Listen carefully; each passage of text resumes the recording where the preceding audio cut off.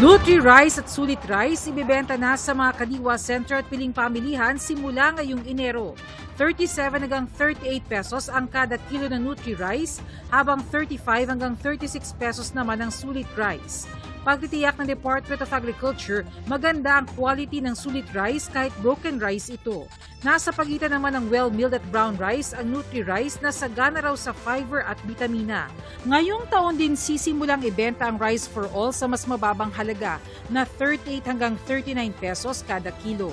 Submarine drone na mula umano sa China na bingwit ng mga mangingisda sa San Pascual, Masbate noong December 30. May haba itong 2.72 meters pero hindi raw gumagana, sabi ng pulisya.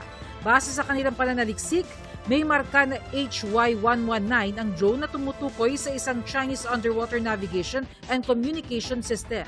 Sa ngayon, hindi pa masabi ng Philippine Navy kung sa China nga galing ang submarine drone, pero kung titingnan ng kulay, hindi raw ito military drone. Wala pang pahayag ang embahada ng China ukol dito. Dating US President Donald Trump muling manunumpa bilang Pangulo ng Amerika sa January 20. Walang opisyal na imbitasyon sa world leaders ang State Department ng Amerika para sa inaugurasyon, ayon kay Philippine Ambassador to the US, Jose Manuel Romualdez. Si Romualdez ang dadalo rito bilang kinatawan ng Pilipinas.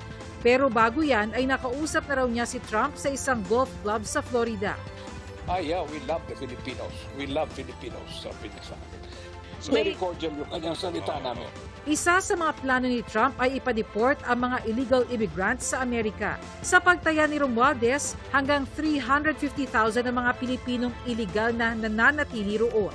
Para sa GMA Integrated News, Bernadette Reyes ang inyong saksi. Mga kapuso, maging una sa saksi. Mag-subscribe sa GMA Integrated News sa YouTube para sa iba't ibang balita.